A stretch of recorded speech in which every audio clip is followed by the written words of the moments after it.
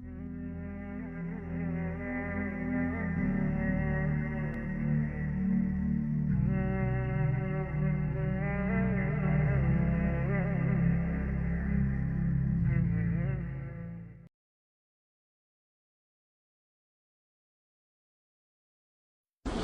یہ نوٹ کر لیجئے، ہدایت و ضلالت اس دنیا میں جو مختلف حالتیں انسان پر طاری ہوتی ہیں، یا نعمتوں کی بارش ہو رہی ہے، یا تنگی ہے، فقر ہے، احتیاج ہے، دنیاوی حیثیت ہے، وجاہت ہے، یا دنیا میں گمنامی ہے، کسنوی پرست کے بھیا کیس تھی، کوئی آپ کا حال ہی نہیں پوچھ رہا کہ تم ہو کون، تمہارے منہ میں کتنے دانت ہیں، یا یہ کہ دنیا میں اقتدار کی کسی مسند پر انسان بیٹھا ہے، یا یہ کہ کوئی اس کے ہاتھ میں اختیار نہیں، یہ تمام جو حالات انسان پر طاری ہوتے ہیں، ان کے جواب میں جو طرز عمل فکری اعتبار سے اور عملاً انسان اختیار کرتا ہے، اس کے 4 درجے ہیں۔ پہلا درجہ ہے انتہائی گمراہی، ضل ضلالا بعیدا۔ وہ کیا ہے؟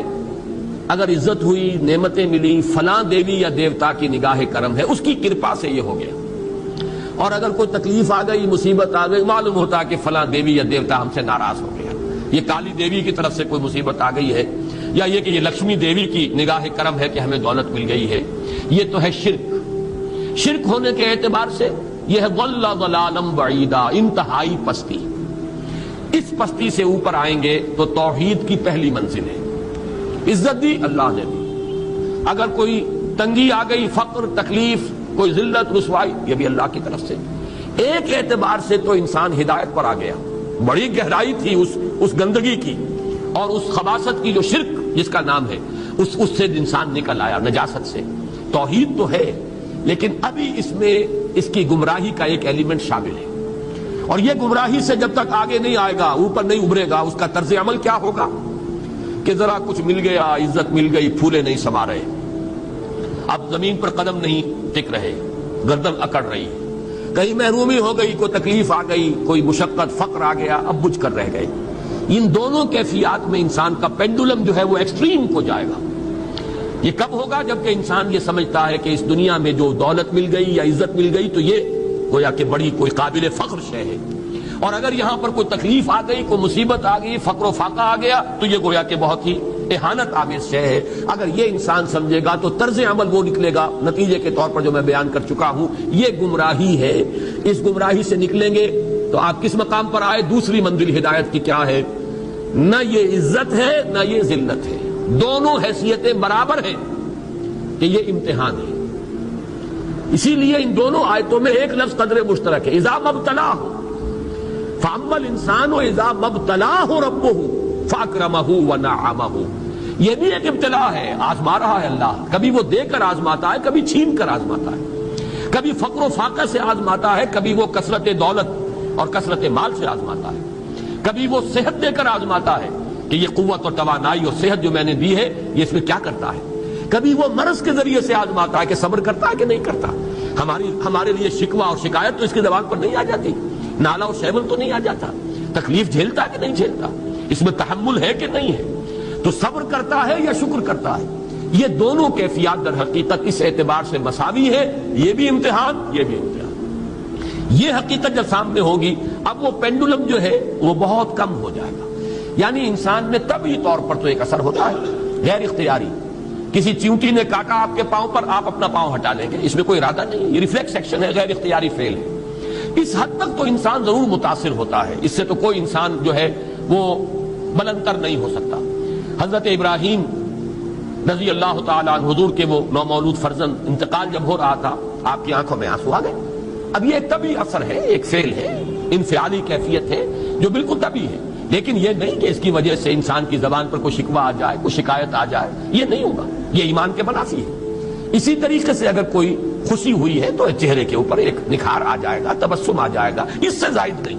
اس حد تک تو یوں سمجھیے کہ انسان کا طبعی تقاضا ہے۔ اس سے زیادہ یہ پینڈولم اگر سوئنگ کر رہا ہے تو گویا کہ اس حقیقت سے انسان محجوب ہے کہ یہ بھی امتحان ہے، یہ بھی امتحان ہے، جو ہم سورہ حدید میں پڑھ چکے ہیں۔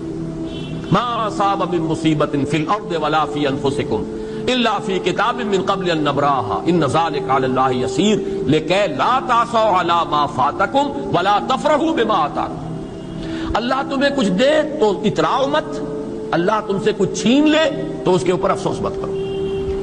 یہ نتیجہ ایمان کا نکلنا چاہیے. اگر تمہیں ایمان ہے اللہ پر، اگر تمہیں یقین ہے کہ جو کچھ ہوا ہے اللہ کے اذن کے بغیر نہیں ہوا، اگر تمہیں یقین ہے کہ اللہ نے جو میرے لیے طے کیا ہے اس میں میرے لیے خیر ہی ہے، چاہے فی الحال فی الوقت فوری طور پر مجھے ناگوار محسوس ہو رہی ہے بات، لیکن یقیناً میرے لیے اس میں خیر ہے میرے رب کی طرف سے کہ ہر چیز کی ما ریخت عین الطاف. ہم تو شارٹ سائٹڈ ہیں، ہم دیکھ نہیں سکتے کسی شے کو، ہم اس کے ظاہر کو دیکھ کر گھبرا اٹھتے ہیں کہ یہ تو تکلیف آ گئی، کیا پتا اسی کے پردے میں اللہ کی رحمت آ رہی ہے. میں نے وہ رئیس امروہوی کے اشعار آپ کو کئی دفعہ سنائے ہیں. وہ وقت آیا کہ ہم کو قدرت ہماری سعی و عمل کا پھل دے، بتا رہی ہے یہ ظلمت شب کہ صبح نزدیک آ رہی ہے. ابھی ہے کچھ امتحان باقی، فلاکتوں کے نشان باقی، قدم نہ پیچھے ہٹے کہ قسمت ابھی ہمیں آزما رہی ہے. رئیس اہل نظر سے کہہ دو کہ آزمائش سے جی نہ ہارے، جسے سمجھتے ہو آزمائش وہی تو بگڑی بنا رہی ہے. اسی آزمائش سے تو بگڑی بنے گی، اسی سے تو تمہارا خیر جو ہے اجاگر ہوگا، سامنے آئے گا، پتہ چلے گا who's who, what is what. ابو بکر میں کتنا یقین اور ایمان تھا، یہ کیسے معلوم ہوگا؟ کیسے معلوم ہوگا کہ بلال میں کتنا سہار، کتنا تحمل تھا، کتنا صبر تھا، اگر وہ مصیبت ان پر نہ آتی کہ جو امیہ ابن خلف کے ہاتھوں ان پر قیامت ٹوٹ رہی تھی. تو یہ ساری چیزیں جو ہے ما اصاب من مصیبت فی الارض ولا فی انفسکم الا فی کتاب من قبل ان نبرأ ان ذلک علی اللہ یسیر لکی لا تأسوا علی ما فاتکم ولا تفرحوا بما آتاکم واللہ لا یحب کل مختال فخور. اگر اس حقیقت سے محجوب ہو جاؤ گے تو پھر اختیال اور فخر اور گھمنڈ پیدا ہو جائے گا تمہارے اندر، یا دوسری طرف مایوسی، کمر ہمت ٹوٹ کر رہ جائے گی، خودکشی کرنے کو انسان آمادہ ہو جاتا ہے ذرا کوئی ناکامی دنیا میں آ گئی، کوئی تکلیف آ گئی. یہ ہے در حقیقت تیسری منزل، ہدایت کی دوسری سیڑھی. پہلا کیا تھا؟ نہاد ضل ضلالا بعیدا، کوئی خیر مل گیا تو کسی دیوی کی نگاہ کرم، کوئی تکلیف آ گئی تو کسی دیوتا کی ناراضگی، یہ تو ہے ضل ضلالا بعیدا. اس سے اوپر آئے، یہ پہلی سیڑھی ہدایت کی ہے.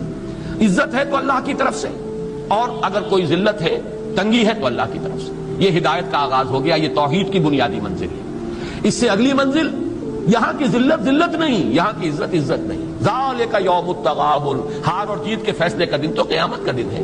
وہاں معلوم ہوگا جس کو اس روز عزت ملی وہ عزت والا ہے، جو اس روز ذلیل ہو گیا وہ ذلت والا ہے. یہ تو امتحان ہے، دار الامتحان ہے. خلق الموت والحیات لیبلوکم ایکم احسن عملا. یہ تو دار الامتحان ہے، امتحان ہونے کے ناطے دونوں برابر ہیں. اس سے اوپر ہے ایک چوتھی منزل، ہدایت کی تیسری منزل. وہ کیا ہے؟ عام طور پر انسان یہ سمجھتا ہے کہ یہ جو آزمائش ہے تنگی کی اور فقر و فاقہ کی، یہ سخت تر آزمائش ہے، اور نعمتوں کی بارش ہو تو یہ آسان آزمائش ہے. یہ بھی ابھی گمراہی کا ایک پرت جو ہے اس کی باقی ہے.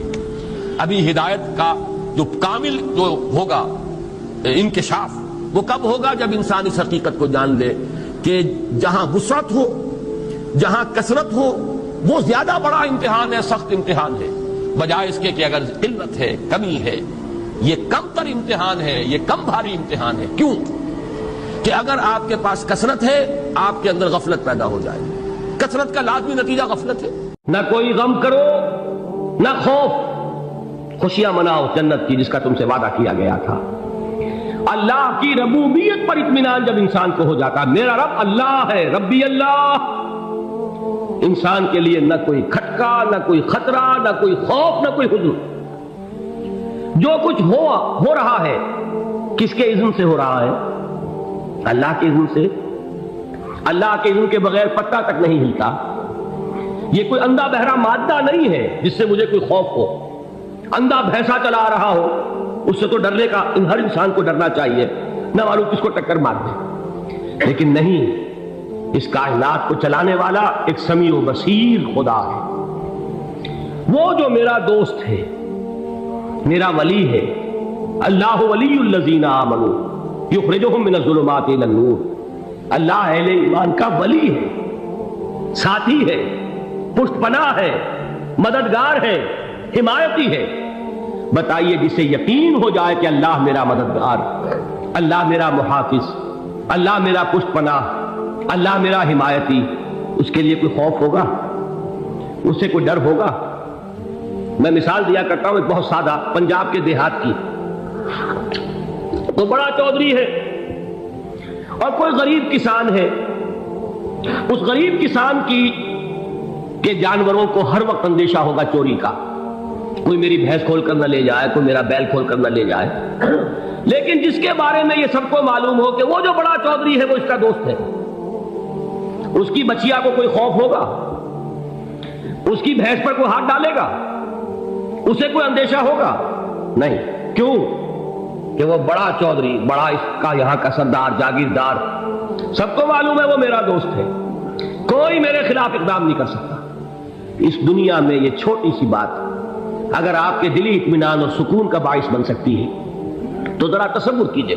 میں لفظ تصور استعمال کروں گا صرف اس لیے کہ اس کا ہم جس کو کہتے ہیں ادراک اور شعور کر نہیں سکتے، اگر کے ساتھ کر سکتے. اگر یقین ہو کہ اللہ میرا مددگار اور یقین ہو کہ اللہ ہر آن میرے ساتھ ہے، پھر کوئی خوف کس کا خوف؟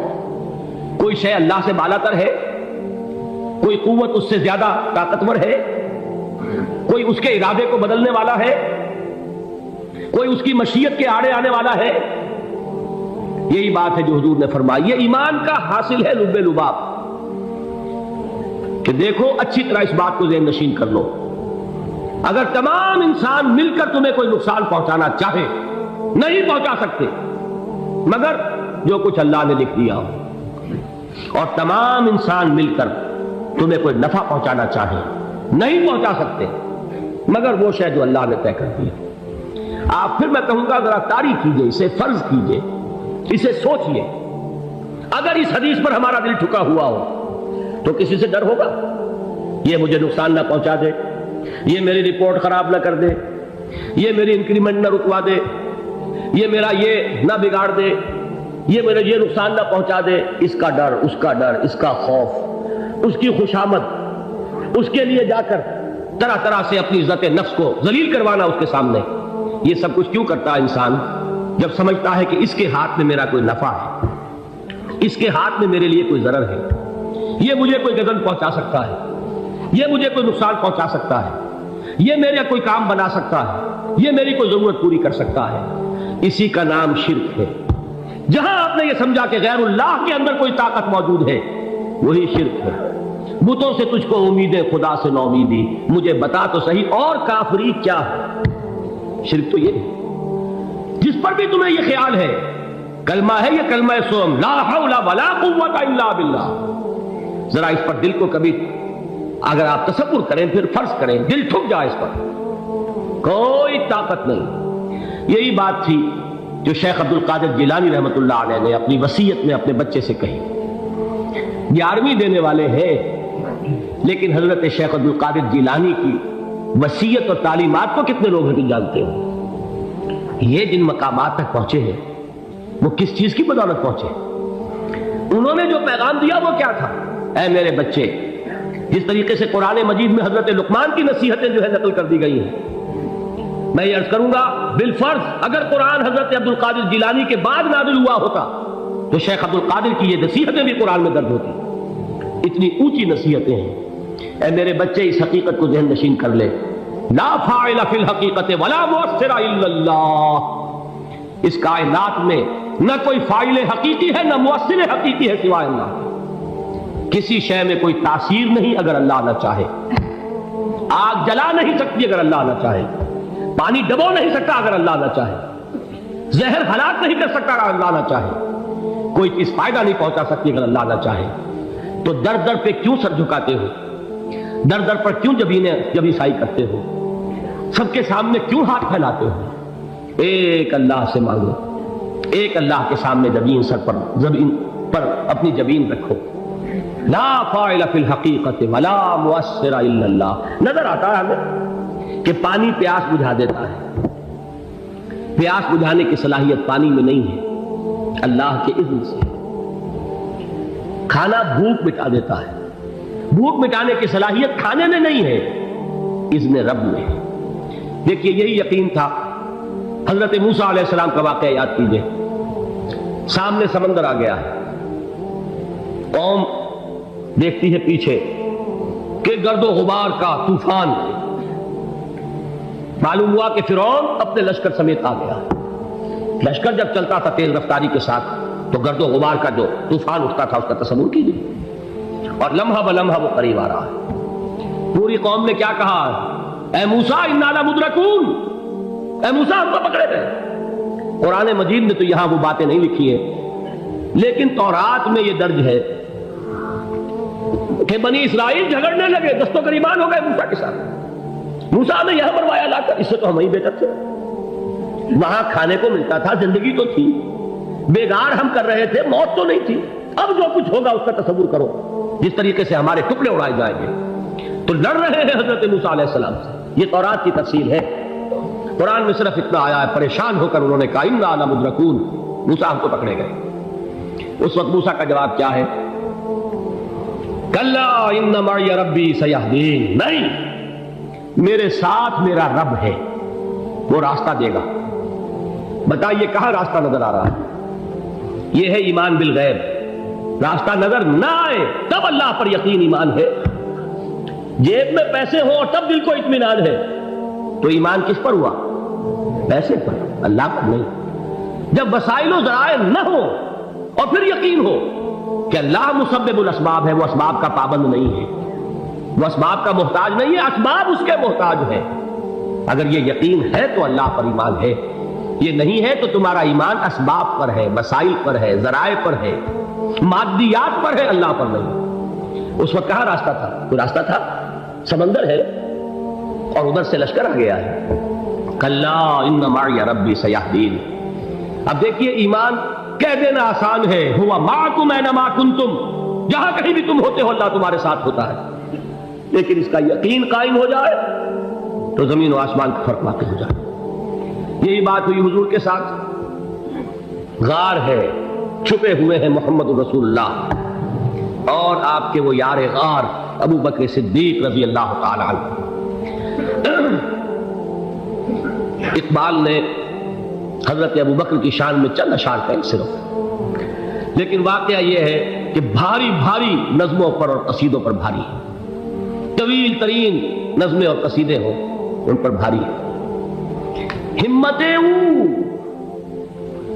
ابو بکر کی ہمت جو ہے، کشت ملت را جو ابر، جیسے بارش سے کھیتی اپجتی ہے، ابو بکر کی ہمت اور عزیمت اس امت کو اسی طرح سینچنے والی ہے۔ ثانیے اسلام و غار و بدر و قبر، وہ دوسرے تھے اسلام میں، دوسرے پہلے کون تھے؟ انا اول المومنین، حضور فرماتے ہیں سب سے پہلا ایمان لانے والا میں، دوسرے ابو بکر۔ ویسے ہمارے ہاں یہ چلتا ہے اختلاف، حضرت علی پہلے ہیں کہ حضرت ابو بکر پہلے ہیں، لیکن اس میں بڑی خوبصورت تطبیق قائم کی ہے علماء نے اور بہت صحیح ہے۔ چار کے بارے میں فیصلہ ہی مت کرو کہ کون پہلے، ان کی ایک عجیب تقسیم کر دی ہے۔ آزاد مردوں میں، بالغ مردوں میں سب سے پہلے ابو بکر، بچوں میں سب سے پہلے علی، خواتین میں سب سے پہلے خدیجہ، اور غلاموں میں سب سے پہلے زید بن حارثہ۔ بڑی پیاری تقسیم ہے، یہ چاروں ہی پہلے ہیں، ہر ایک کے لیے اولیت ہے۔ اور واقعہ یہ ہے کہ اگر زمانی اعتبار سے تعین ہوگا تو پہلے خدیجہ الکبریٰ آئیں گی رضی اللہ تعالی عنہ، کسی اور سے بات کرنے کی نوبت بعد میں آ سکتی ہے، پہلے تو اہلیہ محترمہ سے بات ہوئی، آتے ہی پہلی وحی ہوئی ہے، ابھی تبلیغ کا حکم نہیں تھا۔ کس کو بتایا واقعہ؟ ابھی اپنی نبوت کی تبلیغ کا تو حکم ہی نہیں آیا۔ واقعہ کس کا ہے؟ وہ خدیجہ کا ہے۔ جب کہا ہے کہ خشیت علی نفسی، مجھے اپنی جان کا اندیشہ ہے، تو کیا جواب دیا خدیجہ نے رضی اللہ تعالی عنہا؟ وہ صدیقۃ الکبریٰ ہے۔ صدیقات جو ہے خواتین، ان میں چوٹی پر خدیجہ الکبریٰ ہے رضی اللہ تعالی عنہا، اور صدیق جو مرد ہیں ان میں صدیق اکبر ہے ابو بکر صدیق رضی اللہ تعالی عنہ، لیکن صدیقات میں چوٹی پر۔ جب حضور نے فرمایا خشیت علی نفسی، کیا فرمایا، کیا عرض کیا، کیسے تسلی دی؟ نہیں نہیں، اللہ آپ کو ضائع نہیں کرے گا، آپ غریبوں کے ہمدرد ہیں، آپ مساکین کے تکالیف رفع کرنے والے ہیں، آپ بیواؤں کی سرپرستی کرتے ہیں، آپ مسافروں کی خدمت کرتے ہیں، اللہ آپ کو ضائع نہیں کرے گا۔ یہ یقین ہے اس خاتون کے اندر۔ خیر وہ ایک علیحدہ بات ہو جائے گی۔ میرے دل پر حضرت خدیجہ رضی اللہ تعالیٰ عنہ کی شخصیت کا بڑا گہرا نقش ہے، جو وہ کوئی اور ہی وقت اور موقع ہوا تو بیان ہوگا۔ بہرحال اقبال نے ایک مصرے میں جو چار اولیتیں جمع کر دی ہیں، ہمت او کشت امت را چو ابر، ثانی اسلام و غار و بدر و قبر۔ اسلام میں حضور کے بعد پہلے کون؟ ابو بکر۔ غار میں حضور کے ساتھ کون؟ ابو بکر۔ بدر کی رات اللہ کا رسول سرب سجود، وہ جھاڑ، وہ گھاس پھوس کی جو جھوپڑی بنائی گئی تھی، اور وہاں تلوار ننگی لے کر پہرا دینے والا کون؟ ابو بکر۔ اور اس حجرہ عائشہ میں محمد کے بعد سب سے پہلے دفن ہونے والا کون؟ ابو بکر رضی اللہ تعالیٰ عنہ صلی اللہ علیہ وسلم۔ وہ جو معاملہ میں سنا رہا تھا غار ثور کا، حضرت ابو بکر بھی حضور کے خیال سے لرز گئے ہیں۔ آپ کو یاد ہوگا کہ جا کر پہلے تمام جتنے سوراخ تھے انہیں بند کیا ہے، ایک سوراخ رہ گیا تھا جس کو بند کرنے کے لیے کوئی کپڑا نہیں تھا، وہاں اپنی ایڑی رکھی ہے، تب کہا ہے حضور سے تشریف لائیے، اور اپنے زانو پر حضور کو لٹایا ہے، اور وہاں کسی موذی جانور نے کاٹا ہے، حضور کی آنکھ لگ گئی تھی، اس وقت اس بل کے اندر جو بھی بچھو ہے کیا ہے واللہ عالم، اس نے کاٹا ہے، اس کی تکلیف کی وجہ سے ابو بکر کی آنکھوں سے آنسو ٹپک گئے، حضور کے چہرے مبارک پر پڑے ہیں، تو حضور جاگے ہیں، معاملہ کیا ہے؟ ایڑی نہیں ہٹائی وہاں سے، مبادا وہ جانور وہاں سے نکل کر محمد الرسول اللہ کو کوئی گزن پہنچا دے، ابو بکر کی ایڑی ہے، جس طرح چاہے کھا لے، ختم کر دے، جان نکل جائے تب کوئی آنچ آئے، محمد پر تو آئے، لیکن جیتے جی نہیں۔ وہ ہے ابو بکر حضور کے خیال سے۔ اس وقت حضور نے پھر اپنا لعاب دہن لگایا ہے، اور اس سے پھر آپ کی تکلیف ختم ہوئی۔ جیسے خیبر میں حضرت علی کی آنکھ دکھ رہی تھی، اس کو جو شفا حاصل ہوئی ہے وہ بھی حضور کے لعاب دہن سے ہوئی۔ تو بہرحال اس وقت انہوں نے کہا ہے کہ اے نبی یا رسول اللہ، اگر اس وقت ان میں سے کسی نے غیر ارادی طور پر بھی اپنے قدموں کی طرف جھانک لیا تو پکڑے جائیں۔ کیا جواب تھا اللہ کے رسول کا؟ لا تحزن ان اللہ معنا، اللہ ہمارے ساتھ ہے، کیوں گھبراتے ہو ابو بکر؟ یہ ہے ایمان باللہ، میرا مالک اللہ، میرا رازق اللہ، میرا محافظ اللہ، میرا مددگار اللہ، میرا پشت پناہ اللہ، میرا دوست اللہ۔